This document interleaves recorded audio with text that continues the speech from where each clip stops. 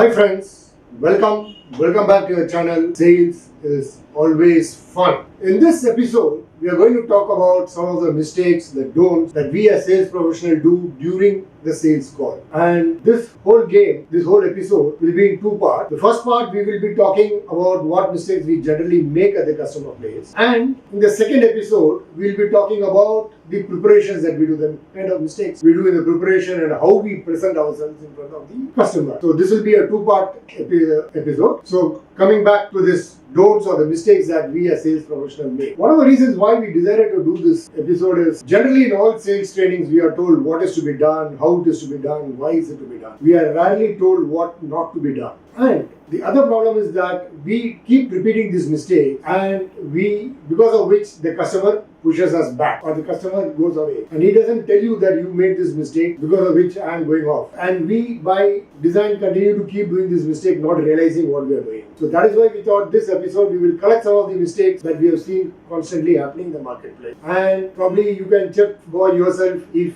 we are doing something in these lines which we need to take care of, so that this will help us improve our sales better. One of the first mistakes that we do is we tend to knock, as sales professional, we tend to knock every door, which has to be avoided because you are wasting your time, money and energy. Instead, you should be focused on who can be your ideal customer so that you can meet them, talk to them instead of knocking every door, giving details. It doesn't really help because most of the people will not be interested. Because you are there, you are talking, they are listening to you. But whether the product fits them, bill or not, you are not bothered, neither they are bothered. So it doesn't take us anywhere. So be always very clear who is going to be your ideal customer and only knock those doors. The second mistake, the second don't is how many of you have found that when you are sitting in front of the customer knows more about the product than you. This is not a happy situation to be in. Now, some of us will argue, hey, we have the product team, we have the pre-sales,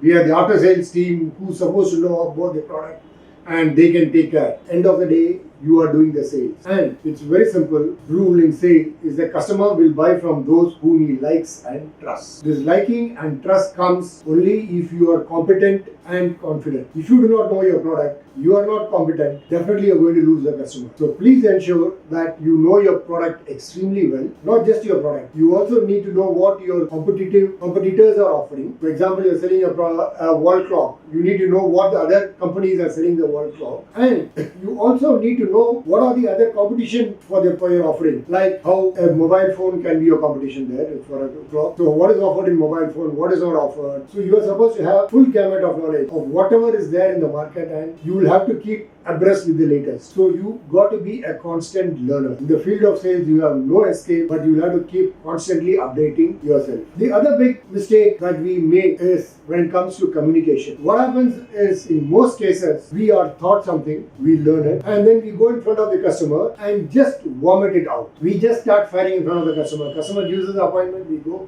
sit in front of him and just start firing whatever we learn. We just talk a lot about the features. This product has got this product has got this product has got that. The customer behind his mind must be wondering, what does it do for me? How does it help me? So stop this business of sitting in front of the customer and start firing. Ideally, in every sales call, the customer has to speak minimum 60% of the time. Minimum 60% of the time.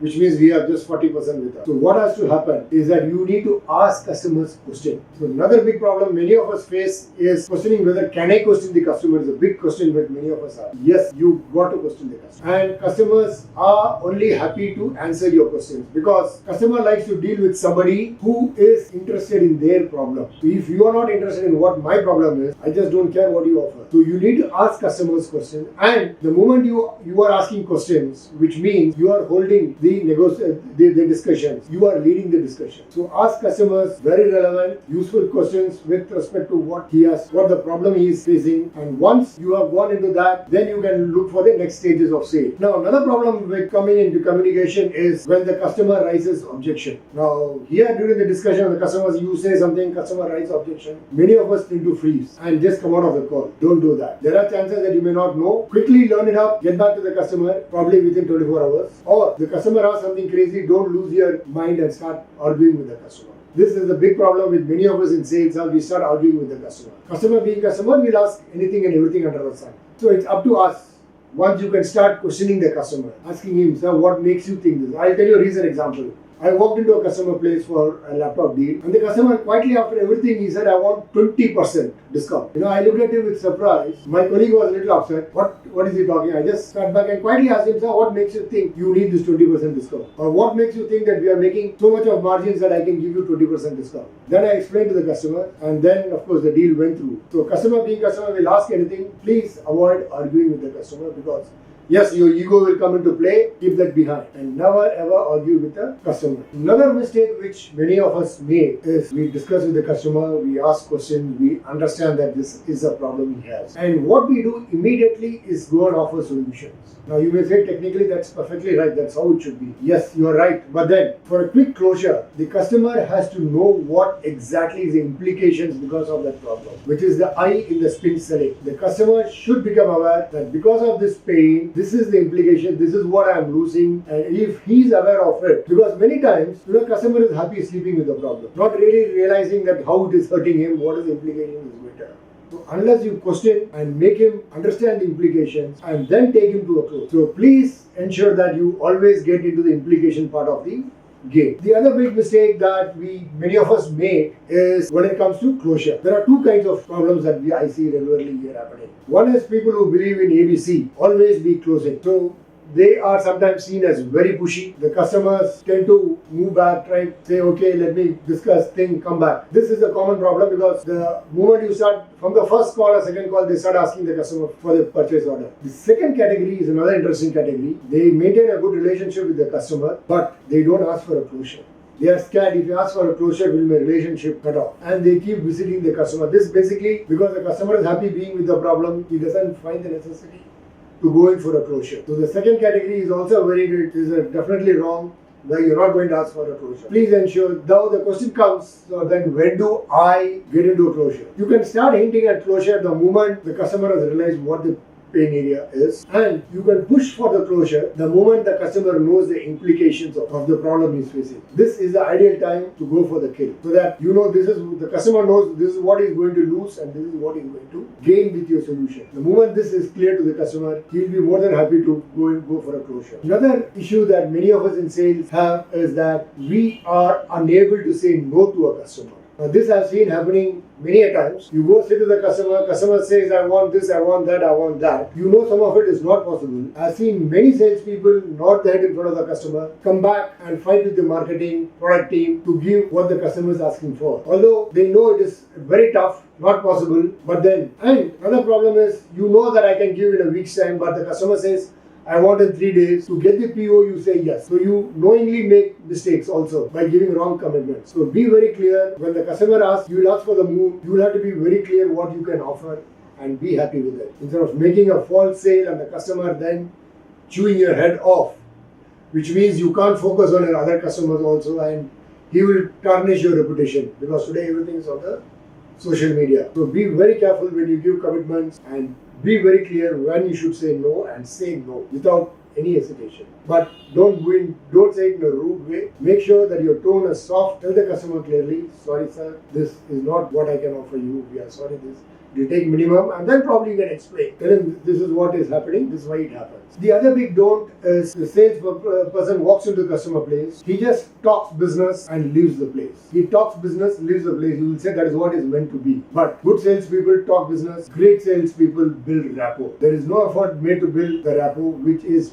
very important. So as a sales professional, again as I told you before, customer will buy only if he likes and trusts you. Because what talking business is what everybody does. So be very careful. Ensure that you build a proper rapport with the customer, and that will help you close the deal. And another thing you need to avoid is using jargon. So jargon is something which many of us tend to use. I remember in my Xerox days, we used to have this full service maintenance agreement called FSMA, where we take care of the machine in full after sales service. Now this is a jargon which we use internally, which is used in all our sales trainings, in all our internal discussions. Now I've seen some of my colleagues go and talk that same language to customers, saying, sir, we will take care of it in FASMA. The customer is surprised. He's wondering what this FASMA is, what is what. And then we realize saying, oh, the customer doesn't understand, and then we start explaining to him. So this, which could have been avoided at the very first place, where you can probably explain to the customer how we do the service after he's bought the machine. So always use language, use words which even an 8-year-old can understand. Don't try to show off that you are very good in the language and you use some sophisticated languages, because at the end of the day you need to ensure your customer understands what you say. If he doesn't understand, there's no meaning in what you tell him. Just imagine if your name is Tom and if you say, "Hi Tom, how are you Tom? Tom, I hope you have gone through my presentation. Tom, you see I've answered all your questions and queries in my presentation there. Tom, everything you wanted is there." Now you must be wondering what's happening. Now you used Tom n number of times. Now imagine your name, if I put your name instead of Tom, how will you feel? Now one of the big mistakes that happens is in sales training, we are told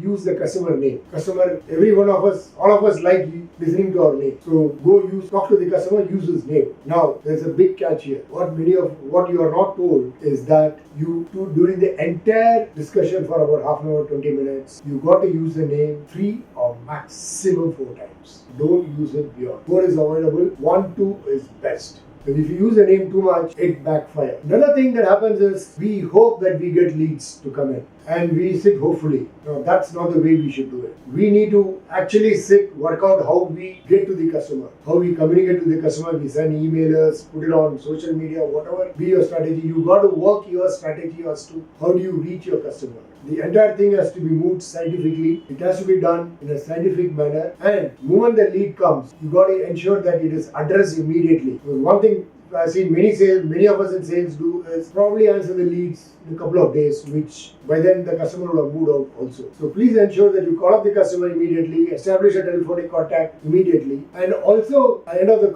of every call, you ensure that you are clear what the next call is going to be, when and how. So don't finish a call with a customer without having the next plan of action for the next call. Probably you can fix then itself when we are going to meet and what we need to discuss there and how we need to take forward. This is very important. Follow-up is something that many of us in sales tend to slip up. Even with the leads, the customers, we have discussed once, twice, then we don't go back. Sometimes even for appointment, it is said that you need to call up at least 5 times to get a clear appointment. That's an industry average. So ensure that the follow-up is in place. Another thing that happens at the customer place is that we tend to kiss the wrong frog. Wrong frog means, yes, you tend to probably have built relationship, meet a person who is nowhere in a position to either to influence the purchase or he doesn't know who's the authority. So you would be with the wrong person trying to close the deal with the wrong person, and end of the day you'd find nothing happening. Basic reason behind it, why this happens is, one, in every call with the customer, we need to know what is the customer's buying process, who all are involved. Talk to people, find out who all are involved, how they make decisions. How they make decisions is what is their criteria. If they are going to buy a product like yours, what is it they look for? Are they going to look for certain specific features? Do they want certain specific quality, price point, whatever it is? You got to know what exactly is the buying criteria. If you can get this very clear during the sale, during your discussions, the deal is more or less 80% in your pocket if things are in place. Another big mistake that many of us make is we talk about price. In fact, you may say, what is wrong in the price? Yes, we tend to talk about price too much. We are only focused on price and nothing more. What is wrong with that is that customers don't buy on price, they buy on the value what they see on the product. Let's be very clear. A car costing 1 lakh has been a failure in the market. Car costing more than 1 crore has sold more than what a 1 lakh car is. So the customer needs to see value in what you offer. Price is a criteria, but the bigger criteria is the value. So you need to convince the customer why he needs to buy you and what is the value that you bring to his table. Many of us in sales, we are under pressure to bring in our numbers, to bring in our values and all that. So what happens is, big mistake we make is some of us go and exhibit our vulnerability in front of the customer. We go say, I've had a very interesting case. There was a customer who was very tough. He was very, very tough initially in the part of the sale. He was asking tough questions and we had a quite cool negotiation after a couple of calls. And then, of course, I came out with the purchase order. After the machine was put into the place, after the product was put into the place, I then walked into the customer place. So my competitor was there trying to get into the customer, and customer was telling his assistant, don't send him in, send him out. And then he turned around and told me, this fellow came, he told me, if I don't get this order, I will lose my job, so you please give me the order. At any cost, I need this order, if not, I lose my job. And this is unprofessional. And the customer kept him off. So in our pressure, tension, don't show your vulnerability to the front of the customer. Be a thorough professional. Few about a decade back, when we used to go on a sales call, we had a diary and we used to keep our phone on top of the diary. And we generally had a premium phone. Those were days when you didn't have a smartphone. Today, in the days of smartphone, the phone has become a big distraction. So what big mistake we do is we have the phone either in our pocket or on the table. The moment phone comes into picture, the customer gets a feeling that you are not giving him.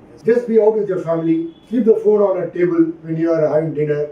Everybody else in the family will think that you are not giving them the full attention. You may not be looking at the phone, but the phone on the table is sufficient. Similarly, a phone in your pocket or in your hand is sufficient for a customer to feel that you are not giving him the full attention. So please ensure that your phone is kept somewhere inside and it is not to the visibility of the other important thing. Like remember I told before, the customer buys only if you are confident and competent. Now you come across as somebody who is confident because customers, sometimes many of us have a very serious face. But in front of the customer, you need to smile genuinely and look into his eyes. Only then the customer feels that you are confident. Because some of us may be auditory or kinesthetic by nature. We may not be keen, we may not be happy looking at other people's face, other people's eyes while speaking. But you have no escape. You need to develop the habit to look into the customer's eyes, get to see what his eyeball color is, and be with a genuine smile. Whatever be the pressure, tension that you had, once you get into the customer cabin, you got to be a very different person. You got to exhibit the smile and look into the eyes of the customer. Another big mistake many of us do is we badmouth our competition. Now, this is a big no-no when it comes to selling because invariably research has showed us that the moment you badmouth somebody, the customer in fact relates that to you. So that's a big danger. Instead, you can always say my product does this, my product does that, I have this is the benefits that you get from my product, and the customer can go check what competition offers. Don't ever badmouth. Another thing people who handle channels especially is that don't badmouth to the customer about his competitor. This is another big no because you never know, behind you they might talk to each other. So don't ever go badmouth about customer's competitor with the customer. So avoid, as a sales profession, bad mouthing either about your competitor or the customer's competition is big no. And another thing that many of us in sales do is we start blaming the customer. We blame our internal lead generation team. We blame our after sales service. We blame X, Y, Z, everybody under the sun. It's time. Which time we stop this? This is a big no when it comes to sales. As sales professionals, we need to own the responsibility. It is our responsibility to ensure that the customer goes the way we want him to. If he has gone a different direction, no point in blaming him. It is we who made the mistake and we need to correct it. So always take the responsibility. And one last thing, especially with people who have a habit of talking a lot, don't talk too much on features. We tend to talk a lot on features. Avoid talking on features. Just talk on the benefit it gives to the customer. Customer is interested what is in it for me. So the moment you start presenting the benefits to the customer, especially when you go for a sales call, avoid being very salesy by nature. In the sense you go, hi, I am so and so, I come from this, my company does this, my product does this, that. Don't do that. Walk in, talk to him in a normal tone. Instead of going on a high pitch and high speed and all that, don't. Talk to him, I am XYZ, I'm from this company, this is what my products and services does for our customers.